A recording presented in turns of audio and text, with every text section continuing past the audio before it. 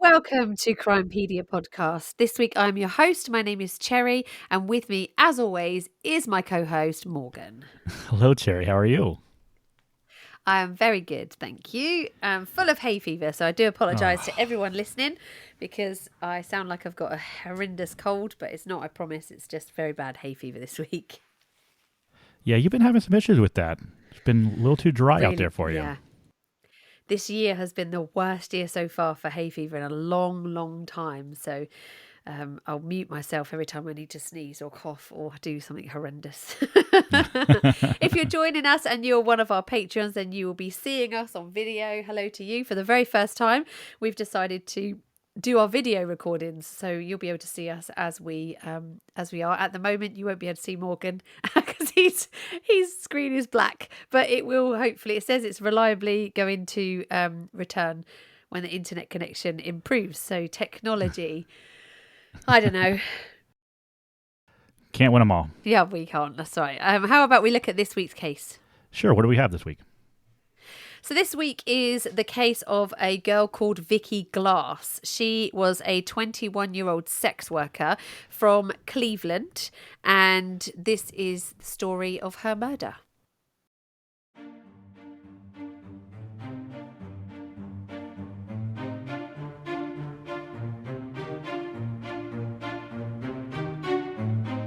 As a parent, having your child get in with the wrong crowd doesn't bear thinking about. Having people with ill intentions having an influence on your child's life is not something that any parent wants. Adding addiction and drugs into that is just a recipe for disaster. This week's case is a story of a young woman with a loving family who have endured just that. All the love in the world couldn't stop addiction, and it couldn't stop the events that it led to. This is Crimepedia, and this is the story of Vicky Glass.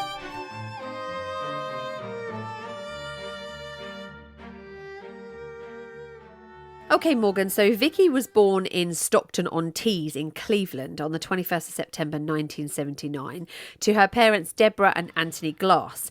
She was the younger sister of Claire, who was about a year older than her. When Vicky was 6, her mum and dad split up and her mum remarried a man called Colin Goodall. He also had children, and so then she inherited a stepsister, Cheryl, and her younger brother, Thomas. Mm-hmm. So Vicky went to Blakeston Secondary School in Stockton-on-Tees. She loved sports. She loved running. She loved playing in the jazz band. She was part of the Kiora Hall Jazz Band. And she loved going to trips and go and play for people, for the different audiences. And she was really, really into that kind of stuff. So I have read that she was described in a public setting as being quite timid and quite quiet, but according to a website that was set up, I believe, by the police actually, in her honour to give all the information about Vicky, it says that with close family and friends, she was very bubbly, she had a heart of gold, she was very fun, she had a caring personality, kind of crazy, and much, much loved by her family. Now, she was a huge Michael Jackson fan, loved listening to Michael Jackson, which I can resonate with because my brother, growing up, used to love Michael Jackson. And I just didn't like his music purely because my brother literally played it to death in our house. So I can completely understand how her family must have felt. Now, when Vicky reached 18, she sadly fell in with the wrong crowd. And as a parent, that's the kind of thing that you dread, is that when your kids reach that kind of age where they're technically adults, but are still your babies, when they fall in with a crowd that are kind of steering them in the wrong direction, this can be a really, really awful time for parents because they are an adult, they're not a child anymore in the eyes of like the law and in their own eyes, but obviously for you they'll always be your child and you'll always want the best for them. And it's very difficult when you've got outside influences, as particularly where drugs are concerned and bad behavior is concerned. It can be very difficult for a parent to be in that kind of situation. She unfortunately began experimenting with drugs. She soon became addicted, unfortunately, to heroin, which is something, again, as a parent, is your worst nightmare, to be addicted to something like heroin. Yeah. And in order to fund her addiction, Vicky turned to sex work. And again, I'm talking like from a parent's point of view, there's a very difficult thing to see your child go into and to have no kind of not control, but to have no kind of way of getting them out of it, if you can get what I Right. mean. Yeah, and it's tough. I mean, you say the word control. As a parent, you do want to have some sort of control over your children's life. Not saying I'm not saying controlling, right? But you want to be able to lead them down the path you want to see them go. And so Yeah, when they take a different path, especially in this case, it has to be so difficult because in a sense you've kind of lost your child, or lost your child the way yeah. that you would want to see them, the way that you We want all them to be, the way you want them to succeed. Well, yeah, you're right, 100%. It's a horrible thing to have to deal with, especially when your kid is hooked on something as dangerous and as addictive as I mean, nobody wants their Hmm. kids to take drugs at all, but to know that your child Right. is taking heroin is, I mean, that's just soul destroying, isn't it? Yeah, like you said, you don't want your kids doing any drugs, but to have them do heroin, which is so addicting and Yeah. so hard to come off Yeah. of. I mean, it takes control of your life, Yeah. and really, you have to face the fact that, I mean, that's you're living day in and day out trying to get your next fix, and to trying to keep that feeling, because when you're not on it, you feel like crap. Yeah, and also it's a lifelong thing. A heroin addiction is it destroys people. You know, it destroys lives. It destroys families. It's an awful thing. People having to live with addiction because you love that person, but you don't necessarily love the person Yeah, they're becoming. You know, it's an awful thing to afflict families. Um, but there's a lot yeah, of it. That's the scary thing, is how readily available it is on the streets. It's a very readily yeah. available drug, and that's actually quite a scary thing.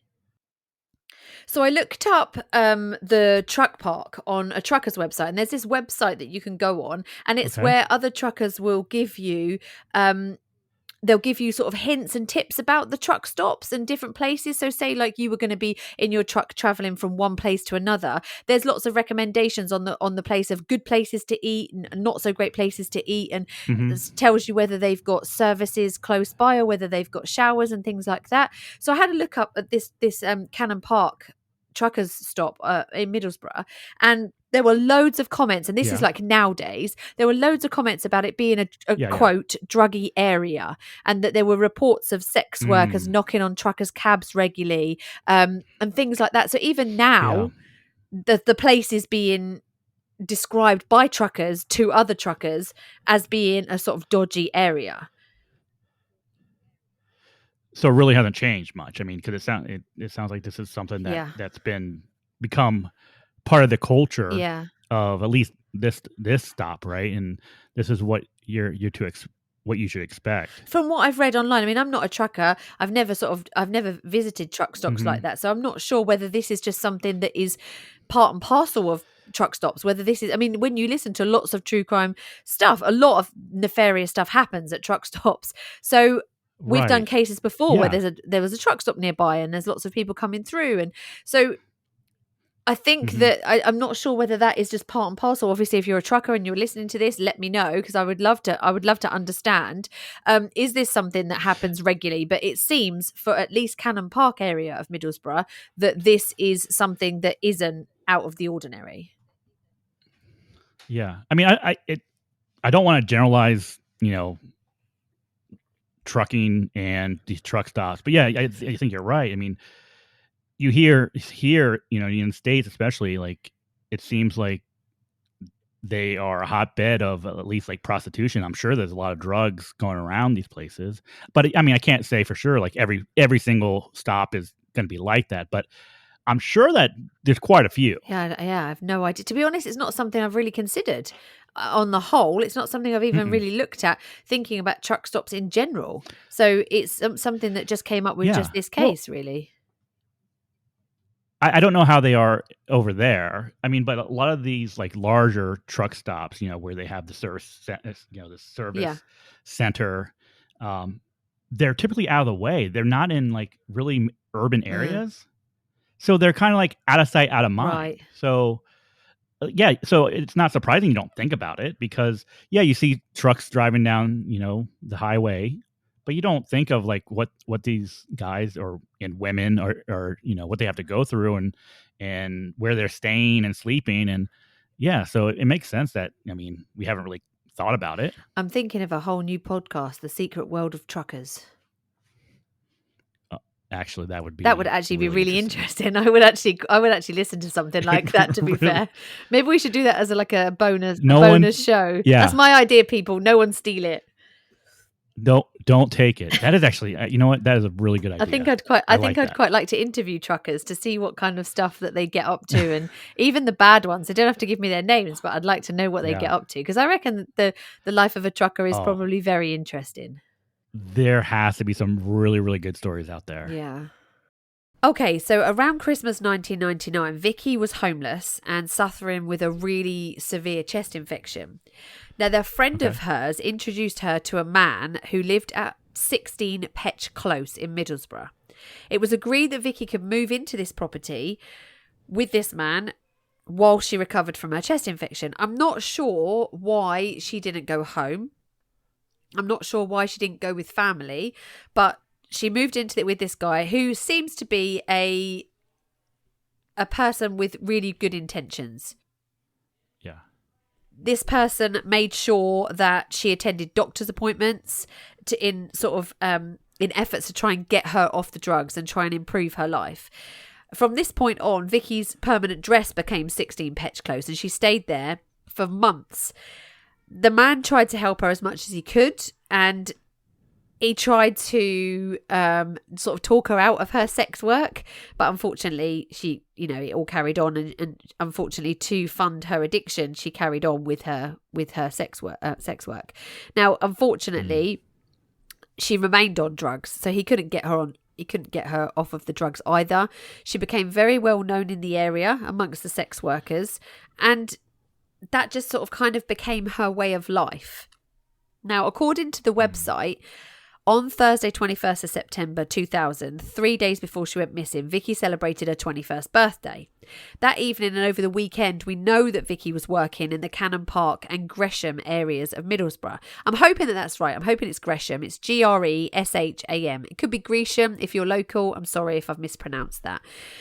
Now, on the Saturday, 23rd of September 2000, Vicky and a friend left her home at Petch Close around midday. She had popped back to change some clothes, and it's known that Vicky then went out to the Cannon Park and Gresham area and conducted her sex work. Sometime after midnight, Vicky met a client on Borough Road in Middlesbrough. Both Vicky and this male then went to an address at 104 Princes Road in Middlesbrough. This was an address that was very well known to both drug users, sex workers and police. This has actually since been demolished, by the way, though, so if you're looking for it, you can't find it because it's since been demolished. Now, after staying at the address for some time, Vicky and the male left, and they flagged down a taxi on Union Street and went back to this male's home in a place called Norton, which is in Stockton. Now, Stockton is about 3 miles away from Middlesbrough, so not a huge, trip back. It's known that Vicky only stayed at the house for a short time, and she called herself a taxi to get her back into Middlesbrough. So I was reading through this and I'm thinking, this is very to in and fro in. They've gone from one place to another place, from a place that's known for drugs, back to this guy's house. She's gone back to the house and then she's not been there for very long. And then she's called herself a taxi again and she's left again quite quickly. So I'm wondering if this is kind of like some kind of drug deal. They've gone to get drugs from one house. They've gone back to his house to use it. Yep. Then she's done what she needed to do and then she's sort of left again. That's what it sounds like to me. Yeah. So the taxi that she called, now this has all been confirmed by the Cleveland taxis.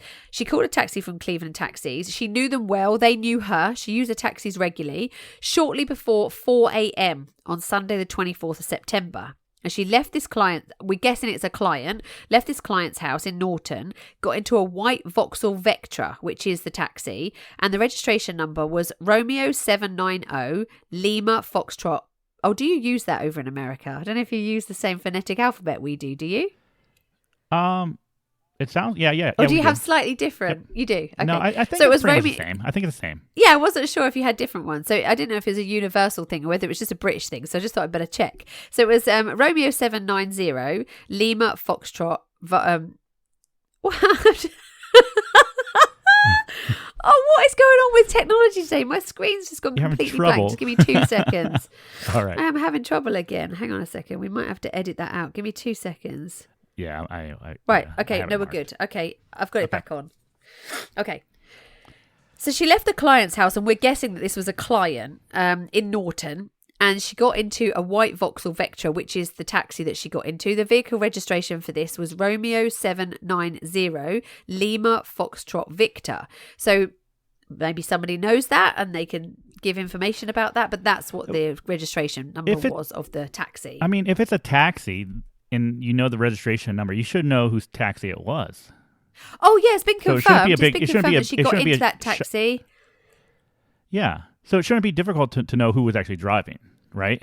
No, they know that. Yeah, they know that. But I guess if there was something nefarious, maybe somebody said, my husband was driving a taxi. He came home and then thoroughly cleaned his taxi with bleach. Maybe you don't know. So it's just in case. They know who the taxi driver was. They know, it was confirmed from the taxi company that they knew her quite a lot and that she used their taxi firm a lot. So it's all been confirmed there. Now, okay. About 4:20 a.m, Vicky got out of the taxi on Union Street in Middlesbrough. So she's back in Middlesbrough now. She got off at the junction of Union Street and Eshwood Square. This is to the rear of a pub that was then called the Shipmate, but is now called the Junction. So if you are looking this up on Google Maps, as I know some of you like to, or there are other map providers, but if you are looking it up, it's on the junction of Union Street and Eshwood Square, and it's now called the Junction if you're looking for it. The taxi driver then drove back to his firm's office, which was on Borough Road in Middlesbrough, and this has been confirmed that he then drove back to the office, nothing of anything to report. Now, the walk from where she was dropped off back to her home on Petch Close takes approximately 5 minutes, according to me tracking it. So it's 5 minutes from her house to where she was dropped off, but she never made it home. So a few days passed, and the man that lived with Vicky on Petch Close began to worry, because I would imagine with her line of work that sometimes she wouldn't come home at regular intervals and that she would be out for maybe a few days. But this time he was really worried. He hadn't heard from her. He hadn't seen her. So he contacted her close friends. He visited locations that he knew she was likely to be at some point, and nobody had seen her. So on the 27th of November, he decided then it was time to report her missing. I have a question. You said that she was dropped off at this place. Yeah. It's not called the Junction now. Behind the pub. You said it was on Borough and Union Street. And from there, it was a 5-minute walk to her place on Petch Close. Yeah. Do we know why she was dropped off there and not just driven just a little bit farther to her actual home? No idea. There's nothing on her website, or there's nothing to say why she was dropped off there. That's just where she was dropped off. And what time was she dropped off? So it was 4:20 a.m. is when she got there. But then saying that, when I was growing up, we would always get a taxi to the end of our road, because the road, it was difficult for cars to be able to turn around in our road. So if ever we got a taxi when I was younger, we would get taxis to the street next to my street, so that we could just literally walk along the street home. So I can see maybe why there might have been a reason why she didn't get dropped off straight outside her door, kind of thing. So I guess that's not that unusual, because I used to do that as a kid. And so with the time she's dropped off, it's not like she was going to go into the pub, because the pub would have been closed at that point. So yeah. It's 20 past 4 it's just morning. strange, where to me, I would think if I'm being taken home, I want them to get me as close as home as possible, if not directly in front of it. Of course. Especially like looking at how close it is to where she was dropped off. It doesn't make sense to me that they didn't go a little bit farther. Maybe it was just for the driver's convenience. I mean, it's always possible. Where it's like, he's taking her home, but she goes, okay, this is close enough, or this is good enough, thanks. But still a little strange. Yeah. I mean, it might be that he knew her really well, and that I don't know, maybe it was on his way back to the thing. And she's like, "Oh, just drop me off here. I'll just walk around the corner." It could have been something like that. Okay. But yeah, it doesn't actually say. So the police then spoke to this guy, a Cleveland police, and he explained that Vicky was missing, and then they launched an investigation into her disappearance. Now, she was described as 5'3" tall, with fair hair, which was usually tied back. A week later, on the 5th of October, a local paper ran a story about Vicky's disappearance. So it was about a week after she went missing, the media have picked this up. She was last seen wearing a white t-shirt, light grey trousers, white trainers, and a dark style puffer jacket. They stated in this article that there was like some kind of representative or a spokesperson from the police that had stated that Vicky was a well-known prostitute in the area, and that police, now they said prostitute, we obviously use the term sex worker now, but this is from back then. They was a well-known prostitute in the area, and that police were concerned for her safety. Now, they also stated in the article that they didn't believe that her disappearance was in any way connected to the recent murder of another sex worker, a girl called Kelly Mallinson. Now, Kelly Mallinson was also a heroin addict. She was a young, I think she was like 20. She had also turned to sex work to fund her heroin addiction. And she was found dead due to asphyxiation. Now, there was somebody who was arrested and jailed for her murder, a guy called Sean Tooley. Get it right, Cherry. So, this guy, Sean Tooley, was jailed for life in 2001 for her murder, but there were no links to Vicky that could be found. Okay. It made me think straight away, as soon as I read this, it made me think, I wonder if this is a thing. I wonder if there is somebody who is getting girls hooked on heroin, to enable them to control these girls. Now, there's nothing to say that Kelly had any kind of pimp or anybody that was controlling her, that she was then, giving her earnings to.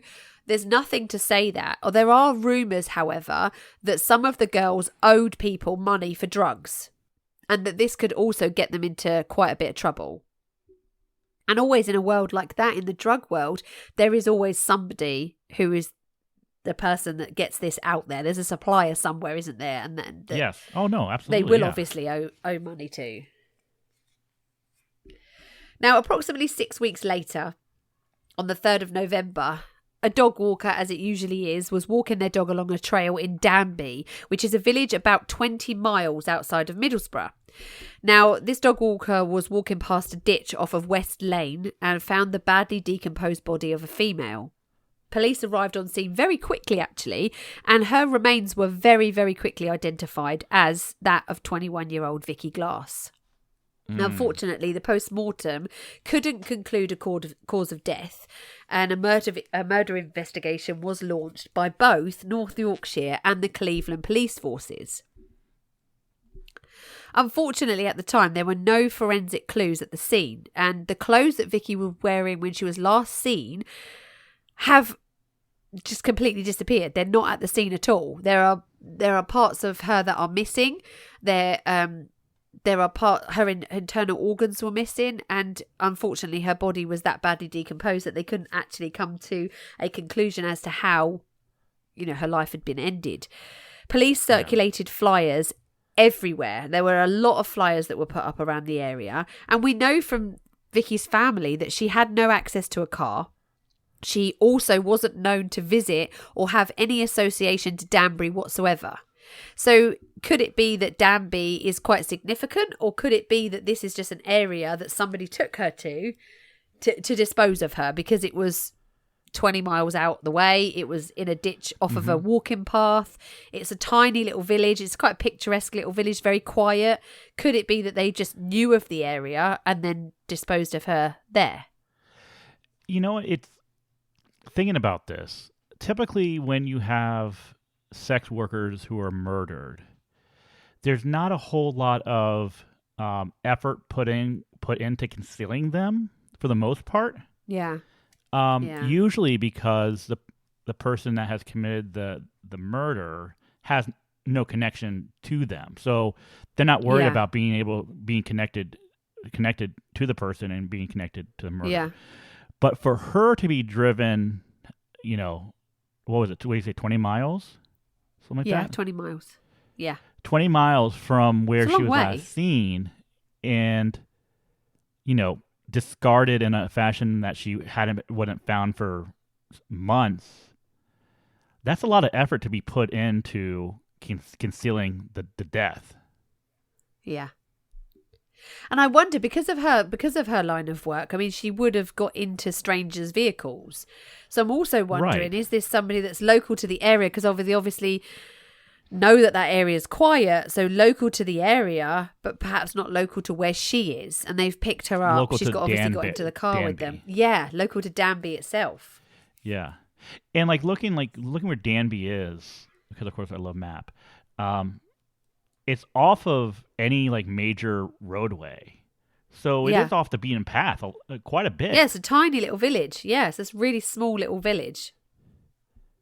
So yeah, it's definitely interesting that they Yeah. chose that location, and I there's something agree. about it. I think you're right where they're familiar with the area because Yeah. there's between south of Millsboro there. I mean, there are a ton of like little towns, little villages that you could do this. So why do you choose that particular location? And I think that's for me. Looking at this case, I think that location is important. I think that location means something because of the remote Right. area that it is. Now, later in November, I think by about the 20th, police had spoken to over 500 people in this case and taken over 150 different statements. Now, with somebody like Vicky, with the job that she does, there's a lot of potential suspects for this, because she is in danger on a daily basis. She's putting herself in a position where she is getting into close proximity and close area with strangers. There's truckers there that are not from the area. There are people that generally, when people use sex workers, they're not very open and honest about it. So you're talking about people that are generally doing this on the quiet, so that don't want to admit that that's what they're doing. So yeah, she's in a lot of danger on a daily basis. And not only truckers, but she's with her drug addiction. She is associating with people who are also drug users that are selling drugs. That and there's a situation where there's a lot of money transferring between people, and it's not that hard to think, okay, maybe someone owed someone some large sum of money, and violence happens. So everywhere around her, the people that she's surrounded by are not people that have her best interest at heart. No, that's right. And people, when they are in an addictive situation, the addiction is very strong, and people will do things that necessarily they wouldn't have done as a person not addicted to that substance. Yeah, exactly. It does change people. Now, later in November, after the police had been through all the CCTV footage they could get their hands on, and there was a lot of hours worth of footage, police made another appeal. Now, this time I couldn't find this, but all I found was that they made a appeal for a specific witness to come forward. I looked back to see what those circumstances and what that specific witness, what they asked, and I couldn't find it in any paperwork anywhere. But all I know is that they did ask for a specific person to come forward. Nobody came forward, and it's not known even now if anybody had ever come forward with information regarding that. Now, police were said to be very disappointed. What did they give any specifics about who they're looking for? Or they just like, we think that there's a witness and we want them to come forward? Well, the police did. They did appeal with specifics, but I can't find anything anything listing those specifics. So I looked to see, and I got that they did actually list looking for a specific person, but no news reports or police reports mentioned what specifics they were looking for. So they obviously did at the time, but nobody thought it was a good idea to write that down for future. So it could have easily been someone who had no idea that the police were looking for them for information. Yeah. It could have been a lorry driver who was idea. just driving through the area, and they might not even be from Millsboro, and they go home and they have no idea that police are looking for them. That's right. And that's very, very possible because people are transient through that area. They stop off for like one night, 2 nights. They may never go through there ever again, and Right. I don't think that it would just be British drivers. There could be drivers coming over from France, from anybody. There could be international drivers coming through. So it might not necessarily be British drivers only.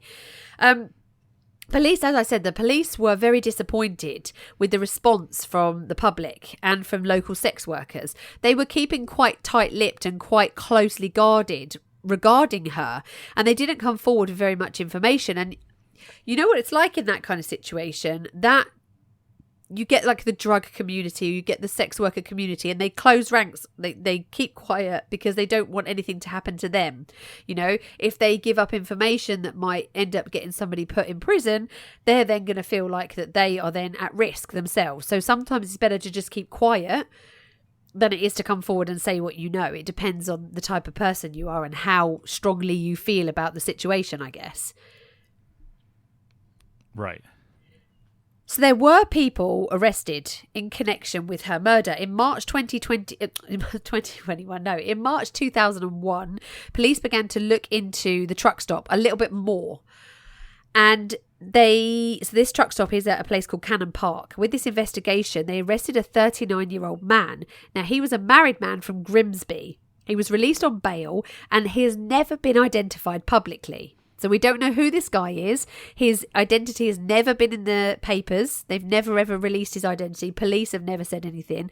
But he was in the area the weekend that she went missing. So police began scouring the public, the transport records. So all of the trucks that came through that were in that area at the time, in the area at the weekend when she went missing, there were a couple of 100 companies. And obviously those companies don't always have just one driver. They've got usually a whole fleet of drivers. So going through this was an absolute mammoth task for the police, trying to find out which driver was on which route in which day. It's a whole weekend. Were those drivers there all weekend? Were they there just one day of the weekend? So the police had a huge task of this. They did speak to a number of Vicky's ex-boyfriends. They talked to truckers that were stopped at Cannon Park that weekend. Now, I've never been to Cannon Park, so I don't know if you can go in there and you sign into anything. I don't know how truck stops usually work. I don't believe you have to sign your vehicle in. I believe that you could just pull over and stop there for the night. Yeah.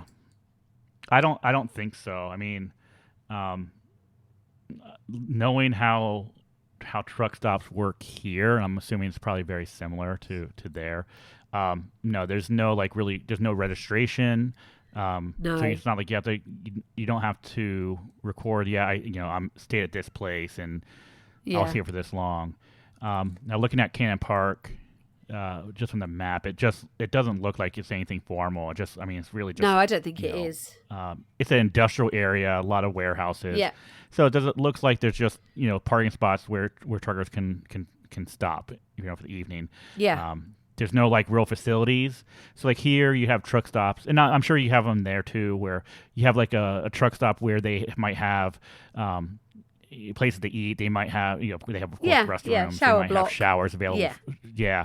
It doesn't look like this place has anything like that. So so I think Cannon Park is just really it's just like a little warehouse district where truckers who are making deliveries can have a place to park overnight if they need to. So I don't think there's probably any type of registration. No, and I looked at the on that forum that I was telling you about where they kept putting the information for different truckers, and on there they put on there there's good places to eat. This place is not a great place to eat, or if you just go down the road 5 more minutes, there's a really nice food area there. It's much cheaper. So it's kind of recommendations from other truckers that have used the area that have gone out a little bit and found different places to eat. So I guess there is no kind of registration or any kind of way. I don't know if there's CCTV there at the time. There may be now, but I don't know if there's CCTV there at the time that would enable you to be able to see who came in and out and when. Perhaps that would be a really good idea for future, because a lot of nefarious stuff happens at truck stops. So maybe it would be a good idea to have compulsory CCTV manned at them. So the following January in 2002, so in 2002, a man called Eric Coates was arrested. Now, he was released without charge as well. He was living with his parents. He's a really strange guy. He was unmarried, and according to reports, he'd been questioned numerous times about Vicky's murder. He was unable to provide an alibi for that weekend. So police didn't get an alibi from him. He said that he was perhaps with his dad because it was his dad's birthday weekend, but he couldn't be sure, and his parents couldn't give him an alibi either. He just came across to me when I was looking him up as a very weird guy, a very lonesome, grown-up man, not married, living at home with parents still. Just strange. I don't know why, just a gut feeling that it was strange. Now, he admits to have used prostitutes in the area. He also admits to knowing Vicky, and he came up with the idea that word on the street, according to him, was that Vicky was killed because she owed money for drugs, which to me is a real easy cop out for somebody if you're trying to hide things, you know. Yeah. So yeah, he was, first of all, when I read about him, I was like, oh, I would keep him in the maybe pocket, you know. Now, in August 2003, an inquest into Vicky's death was held. Now, forensic pathologist Dr. Kenneth Sharrock carried out the post-mortem on Vicky. He said that due to the decomposition of her body, he was unable to ascertain exactly the cause of death.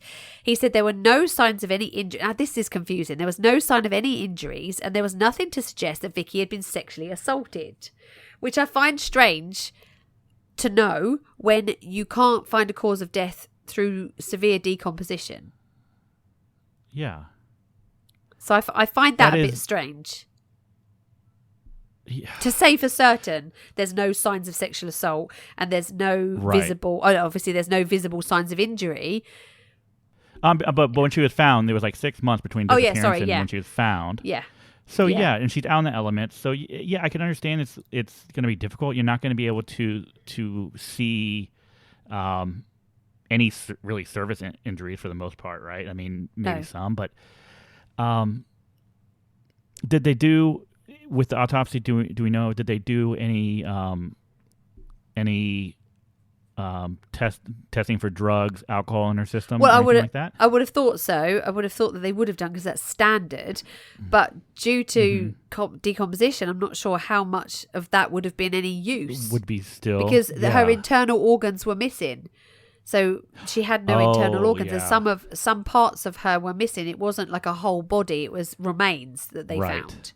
Oh, so it'd be very. So obviously and I think obviously they found enough to be able to get her DNA to find out, you know, who she was, or whether that was done by dental records. I'm not sure, but they did identify her very quickly. But if you remember, I said from the reports, she didn't have any of her clothes with her. None of the clothes that she was last wearing were with her, so they must have got her identity through some kind of either dental or DNA records, because they're saying that they can't ascertain a cause of death because of severe decomposition. Well, if that's the case, then it's very difficult. Okay, it's strange because I feel like there's a lot of like conflicting information, right? They say they're not able to do a cause of death because of how badly it's decomposed, but then when they found her, they were able to identify her fairly quickly. So it's like, how can you be able to identify someone fairly quickly, but in the same breath be like, no, we can't determine cause of death, especially if it's not a whole body. This piece is missing. We're 6 months, 6 months removed from the disappearance. She's out in the elements. It doesn't make sense. Like what led them to be able to say, yeah, this is her fairly quickly? Because even like we're talking, early 2000s, being able to identify a body takes time. Well, the point that I thought from that is that what if Vicky had got into a car with somebody who then took her and is not taking her the right way? So she's anxious, she gets herself out of the car and away, or she's suffering from a drug overdose and these people are taking drugs together and she ODs and then they just get her out of the car wherever they are. Right. If she had died of a drug overdose, perhaps that wouldn't have been it's not noticeable on the post-mortem because of the decomposition of her body. So it could be that this wasn't a murder at all. This could be that she had a drug overdose or a bad set of drugs with this person. The person's panicked and has like got rid of her out of the car. That could be a possibility. Once again, it goes back to my earlier point of like how the lengths they took to hide her. Right? Yeah. If it's a drug overdose, are you going out of your way to hide her death? If it was simply a drug overdose, no, you'd probably just get her out of the car and like leave her on the street. What if you're going what if they're driving near that place? What if that is their home? Like Danby, what if they live in Danbury and they were taking her back to their home?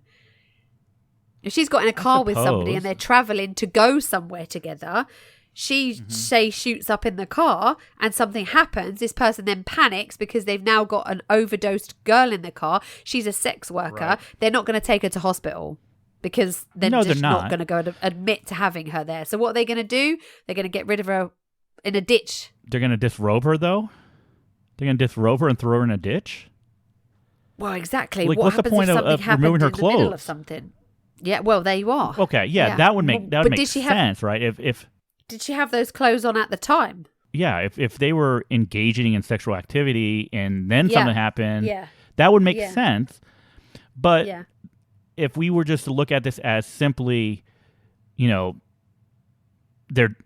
happen to be driving to Danby and then she has an overdose and then they're just going to want to dump her, that doesn't make sense that that they're dumping her so far away out in the middle of nowhere, and B, that they go through the effort of disrobing her and throwing her out. Yeah. If it's simply just an overdose and you're with her, you're just gonna get rid of her wherever. You're not gonna go through the effort of, you're not gonna take her clothes hiding off. her body.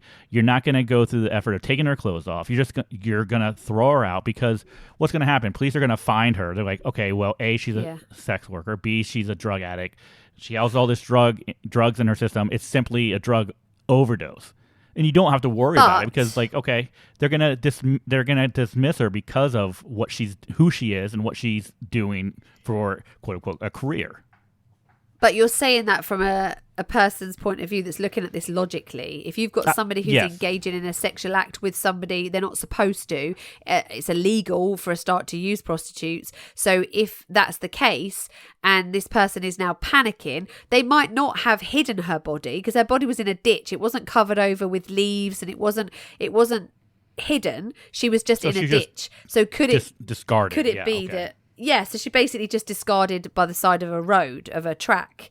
So that's, I think, like we do when we're looking at cases like this, we're trying to cover any eventuality, like any possibility that there could be. And so we're looking at it from, could she have had an overdose? Could this person have done something to her during a sexual act which caused her death, which they then panicked? Could they have disrobed her because DNA was a thing in the 2000s and they're panicking that their DNA might be on her body? So they've disrobed her, dumped her, and then taken the stuff and gone.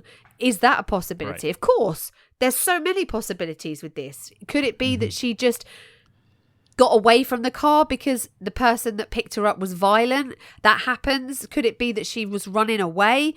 Could it be that she ended up in the ditch because she, that we don't know that there was any broken bones or anything like that, because not everything was there present at the scene.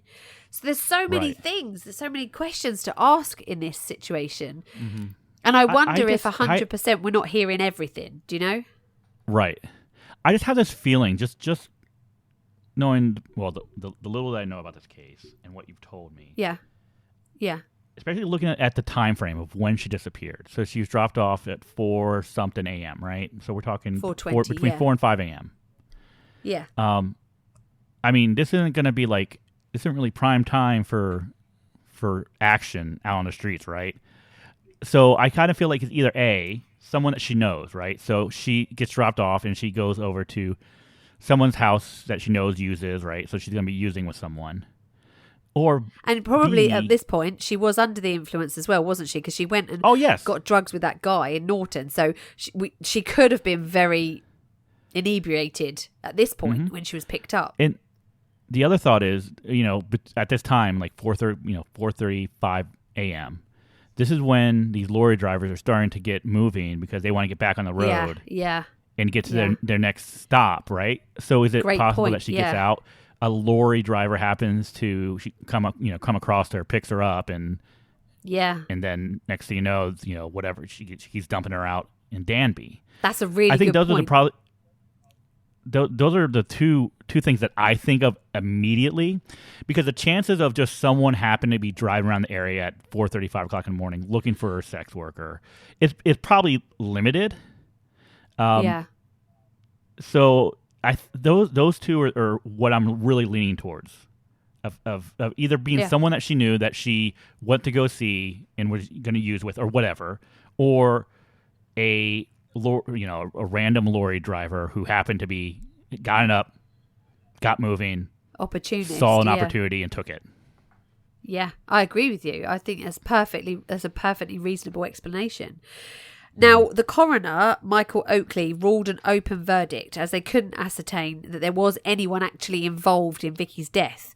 There were no sign of injuries. There was nothing to suggest that Vicky had been sexually assaulted. So there was no real motive that they could find for her murder. So due to lack of evidence, the case then began to go cold.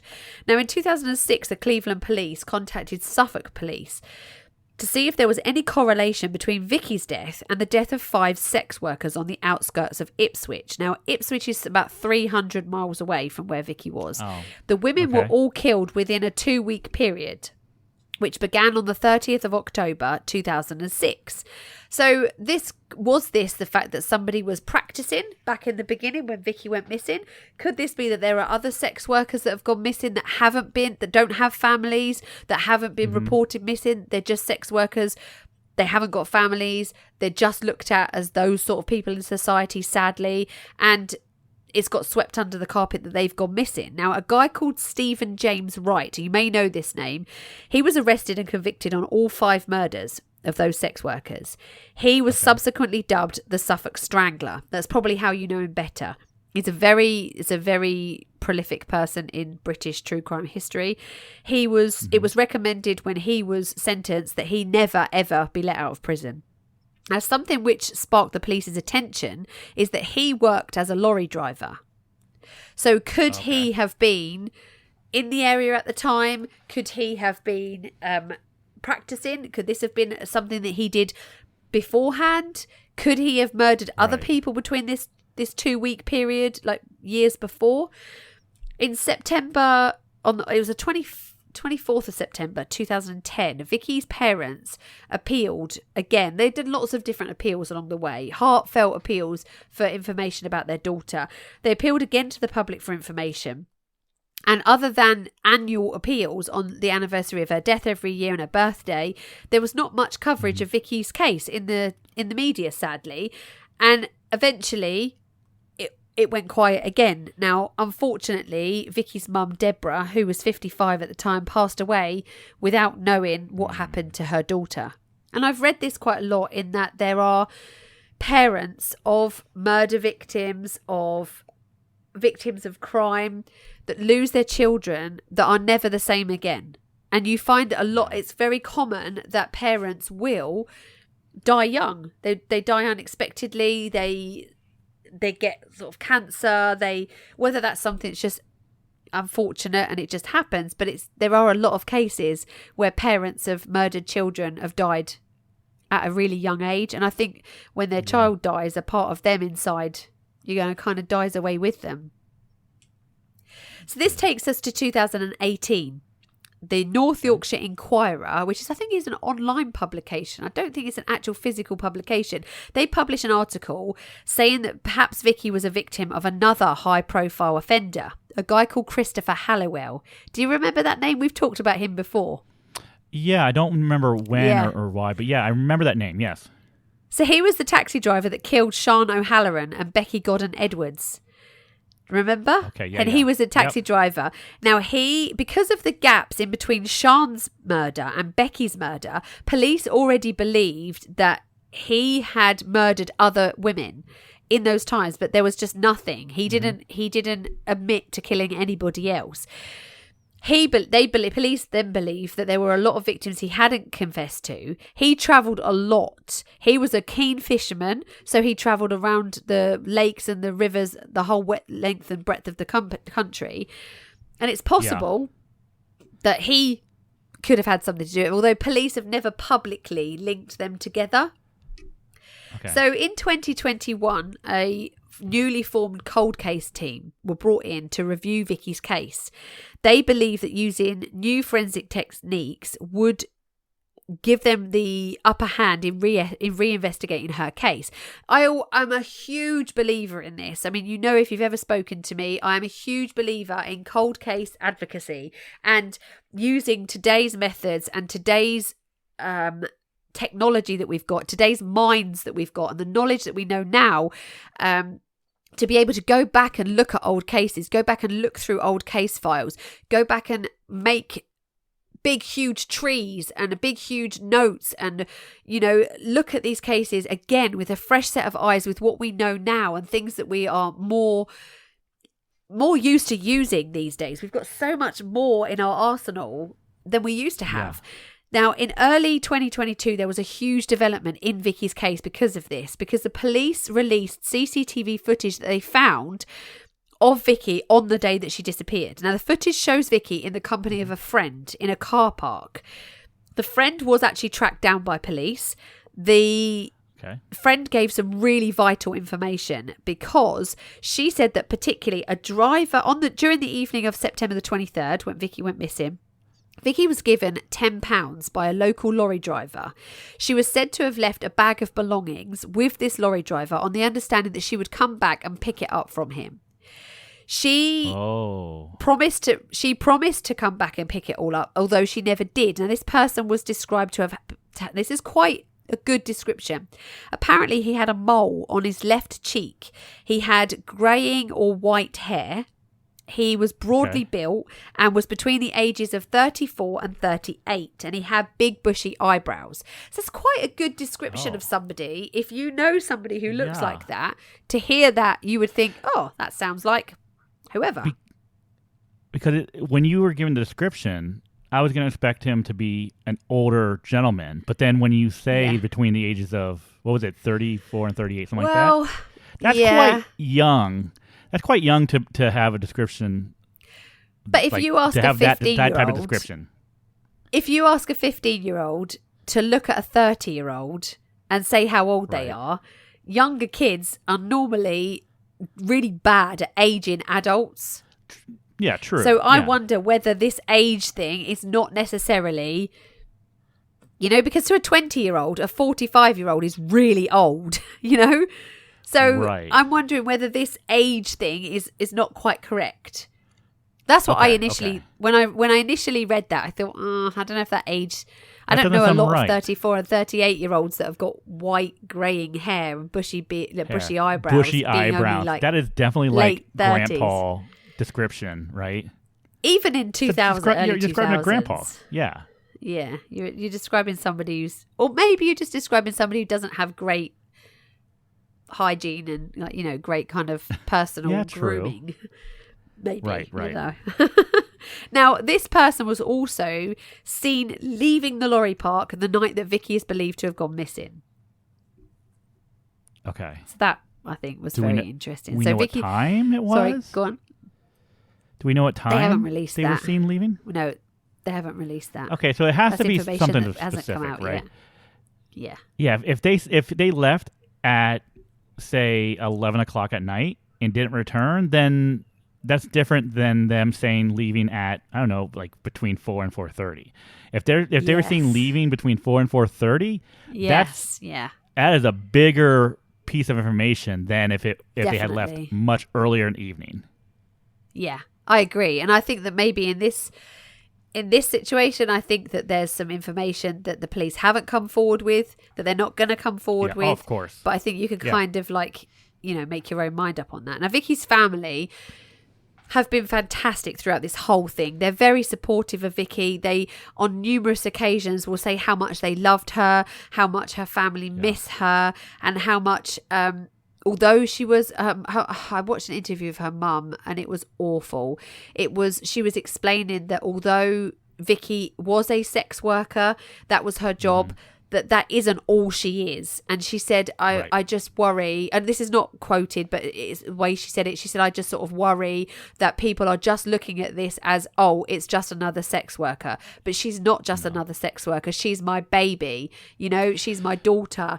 And they did lots of, they went back and visited the place where her body was found, her father and her stepfather. There's lots of TV footage, like news footage of them going back and laying flowers. And it's just heartbreaking to watch a family just go through such awful turmoil at the death of their daughter. Right. And to not know what happened to her. No one is just a sex worker. No. Period. No. The end. Women don't turn to sex work because they think it's a great career. It's a desperate career. It's something that they can do to make money because they're desperate for money. Nobody... Look at the clients. You're not talking about Brad Pitt clients. You're talking about usually men that can't get sex from a normal relationship. That's what you're looking at usually. And so I know that there are exceptions, but generally when you look at the sex work industry, the clientele is not a high class clientele. Right. No one wants to do that, believe me. Right. And these are all humans. They're all someone's daughter. They're all humans. They're all someone's They could be a mother, they're a daughter, they are a sister, they're a friend. They're not just another sex worker. Period. The end. Can you tell that this makes me mad, this subject?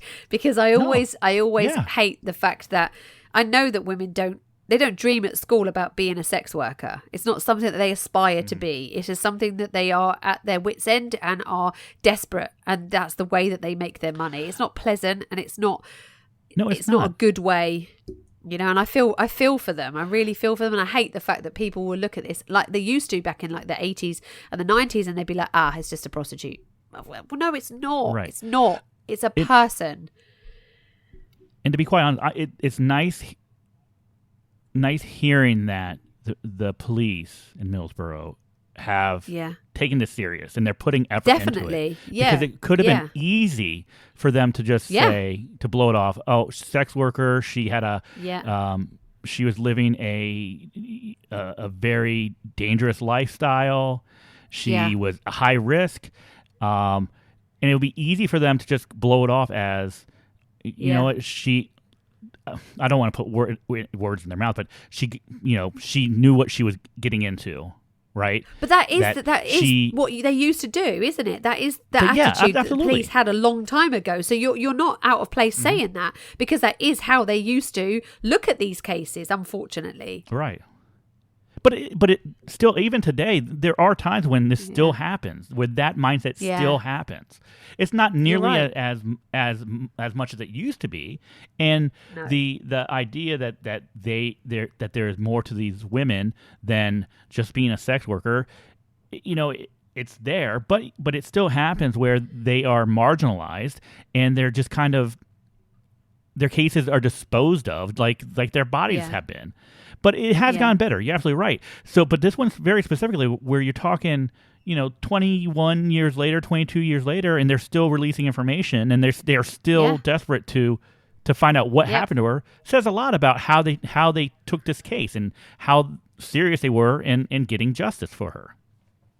Yeah, 100%. And I think that they should be applauded for their attitude and their diligence in this case, because, like you say, 20 odd years later, they're still looking into this, and good for them. Yeah. And I really, really hope that all their hard work pays off and they can finally go back to her dad and her stepdad and say, obviously, unfortunately, not her mum anymore, but back to her family, to her sister, and to say to them, look, we've got him. We know what happened to her. Now, Vicky's family have always said this. They all have said that although she's no longer here, she is still a daughter. Like we said, she's still a sister. Yes. She's still a niece. She's now an auntie. She's a granddaughter whose grandparents have outlived her, which is a horrific thing. So anybody with any information on this case, if there's anything that you can think of or you wanted to put that forward, you can call the investigation team directly. Now, this is the number if you're ready. It's 01 642 301 773. So it's 01 642 301 773. You can call Cleveland Police on 101. Or you can call Crime Stoppers anonymously, of course. That's 0800 555 111. Now, the investigation is still continuing. They're still working on this as a reinvestigated case. So we will give you any updates that we get. But until then, the case is still under investigation. Like these cases, this one's, cases like this, actually any case, it's kind of scary to think that there are people out there that know the person that did this, yes, but have absolutely 100%. No idea. Yes. I mean, how many people are out there that have done horrendous things in their lives, have committed horrendous crimes, that are living normal lives, and you have absolutely no idea that they did that, or that they are capable of doing something like that.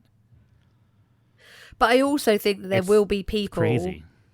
that know something about this. There will be either other sex workers, there will be people working in the drug industry, there will be local people that know what happened to her, and why they're not coming forward is a mystery. But I do believe that obviously the person who did it knows, but I do think that there will be somebody somewhere, a mother or a wife or a sister, that's gonna have an inkling, have that gut feeling that something wasn't quite right that night, and that since then that person's been acting strange, or that person watched all news on this case at the time, watched everything about it, talked about it a lot, inserted themselves into the conversation when this is being discussed. There are going to be people that are behaving and have been behaving strangely around the mention of this case. And if that's the case, and you're in the area and you've always been a bit suspect on something, say something. If you're wrong, you're wrong. It's just one of those things, and good for you for trying. But if you're right, can you just imagine? Yeah.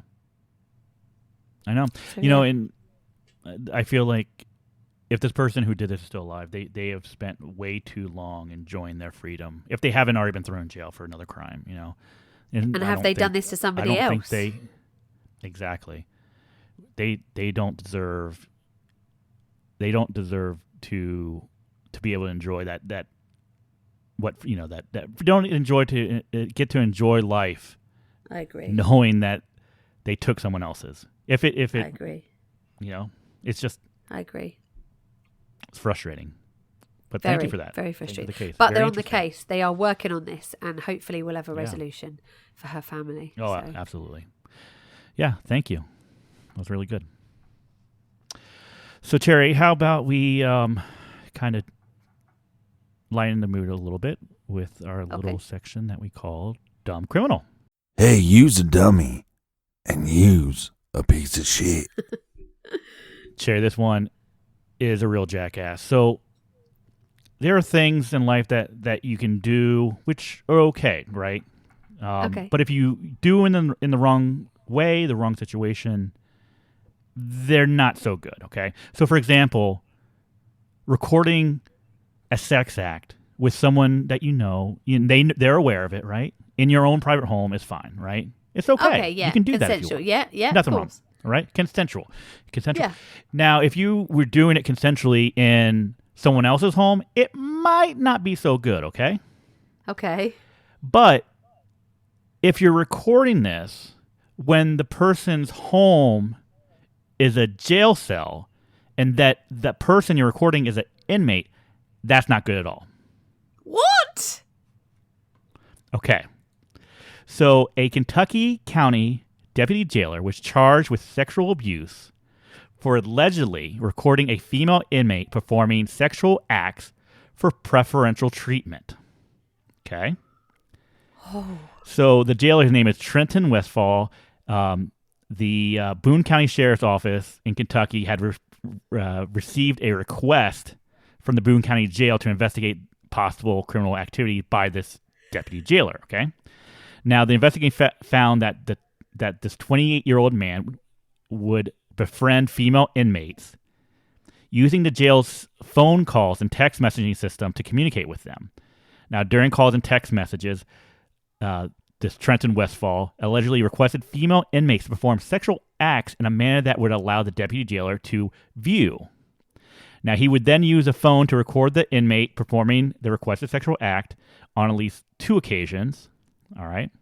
And for this video footage of the requested sexual act, Westfall would give that inmate preferential treatment. That is a huge abuse of his power. That's disgusting. Huge abuse. Now, luckily he was caught, and luckily he ended up being charged with 2 counts of video voyeurism, okay, 2 counts of sexual abuse, and 4 counts of official misconduct. And he ended up getting booked definitely into the Boone County Jail where he was working. Good. So he deserves it. Not only is this a dumb criminal, but he is an absolute piece of shit. Yeah, he's a dumb idiot and just general disgusting human being. Don't do that. No. Don't use your power to manipulate and control someone like that. I'm glad that he got put into the prison that he worked in, because I hope that those inmates gave him hell because he deserves it. What a narcissistic arsehole. Yeah. Not good that is at gross. all. This guy. That's gross. Whatever happened to this guy, he 100% deserves it. You don't do that. That's a whole different list. That's not even a dumb criminal. That's a whole different list of person. That's our just. I think absolutely. We need a whole new list of people like that. That's just crazy. Mm-hmm. That's not dumb. He's just that's awful. Yeah. Well done, the county sheriffs, for putting him in the same prison. Good for you. Oh no, absolutely fantastic.